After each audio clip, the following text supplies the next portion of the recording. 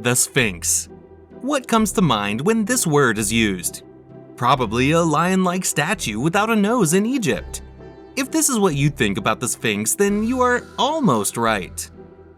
Hello everyone, and welcome back to the channel. In today's video, we will talk in detail about the Great Sphinx. Did you know that the Sphinx used to be pretty colorful? It wasn't always the lovely brown color it is now. In fact, it's assumed that the Great Sphinx was formerly painted in a main palette of red, blue, and yellow. The face was most likely russet red, and the headdress was canary yellow. The crimson paint on one of the Sphinx's ears is still visible. The famous architecture known as the Great Sphinx of Giza has come to represent the history of ancient Egypt, and new information about it is always being discovered. The fabled monster known as the Sphinx, which has a lion's body and a human head, is depicted in the limestone statue known as the Great Sphinx of Giza. It is located on the Giza Plateau on the western bank of the Nile in Giza, Egypt, and faces directly west to east. The pharaoh Khafre appears to be represented by the Sphinx's visage. The Sphinx's initial form was carved out of the bedrock and later reconstructed with layers of limestone stones. It is 19 meters broad at its rear haunches and 73 meters long from paw to tail. It is 20 meters high from the base to the top of its head. Between the 3rd and 10th century AD, its nose was broken off for an undetermined reason.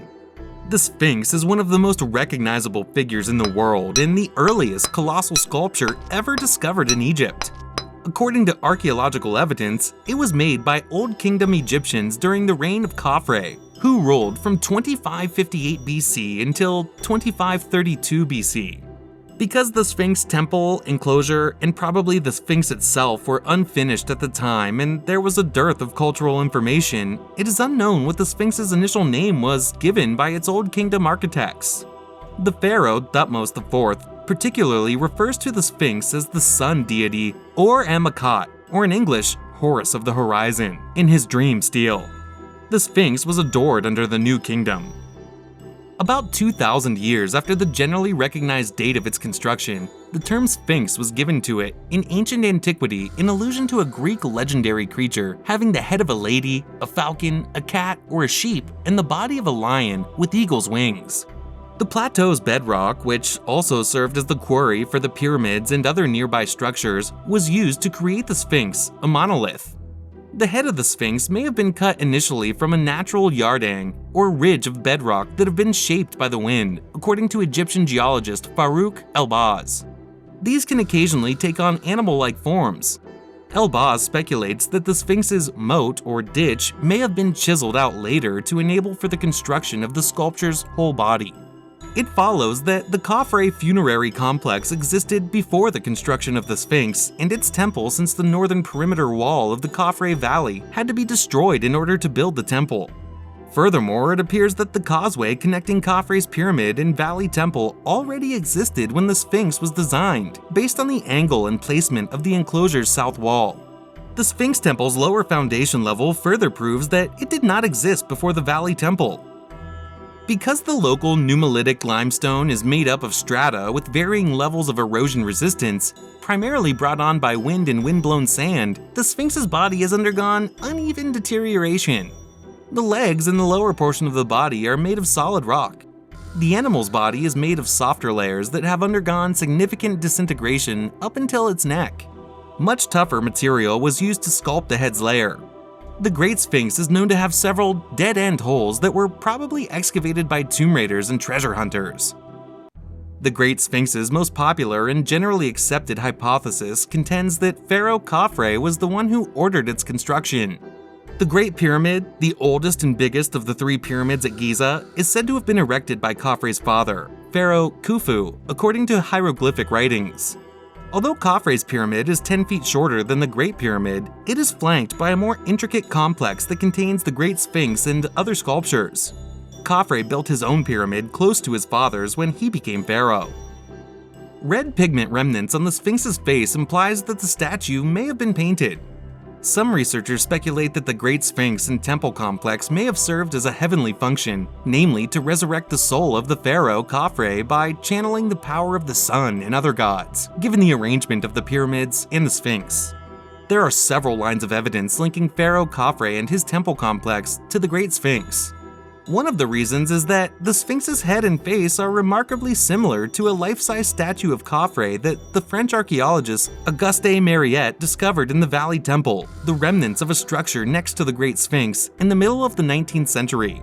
A causeway, processional route, that connected the Valley Temple to a mortuary temple near Khafre's pyramid was also partially excavated by Mariette. The Sphinx Temple, a structure in front of the Sphinx that resembles the Valley Temple in architecture, was unearthed by French architect Émile Barrès in the early 1900s. As the Great Sphinx was being built, workers may have hauled away quarry blocks for the Sphinx Temple as they were being chipped off during construction. In the 1980s, researchers discovered that the limestone blocks used in the walls of the Sphinx Temple came from the ditch surrounding the enormous statue. According to researchers, it would have taken 100 individuals 3 years to chisel the Great Sphinx from a single block of limestone. However, there is some proof that these laborers may have abruptly left before completing the Sphinx and temple complex, including fragments of a worker's lunch and toolkit as well as partially quarried stone. Many different explanations for the Great Sphinx have been proposed over time, but most have been debunked by professional Egyptologists. According to certain accounts, Khufu created the Sphinx because his likeness may be seen on its face. As an alternative, Pharaoh Djenefer, Khufu's second son and Khafre's elder half-brother, erected the Great Sphinx in honor of his father. According to some views, the statue represents Amenemhat II based on the pattern of the stripes on the Sphinx's headdress. On the basis of the possible age of the causeway or other patterns of erosion of the monument, some scientists also assert that the Great Sphinx is far older than is generally accepted. Despite some claims to the contrary, the nose of the statue may have vanished long before the arrival of Napoleon's forces in Egypt in 1798, according to 18th century engravings. It is more likely that a Sufi Muslim protesting idolatry deliberately smashed the nose in the 15th century. The holy beard and a piece of the royal cobra insignia from the Sphinx's headpiece have both broken off. The sacred beard is currently on exhibit in the British Museum. Up until the early 1800s, the Sphinx was literally covered in sand up to its shoulders. A Genoese explorer by the name of Captain Giovanni Battista Caviglia tried and eventually failed to dig out the monument with a crew of 160 men. In the 19th and 20th centuries, Mariette was able to remove part of the sand from surrounding the sculpture, and Barrès made another significant push into the dig. But it wasn't until the latter part of the 1930s that Egyptian explorer Salim Hassan succeeded in wresting the beast from its sand-filled grave. This brings us to the end of this video. If you liked the video, then consider subscribing to the channel. Also, don't be afraid of giving suggestions on future videos in the comment section below.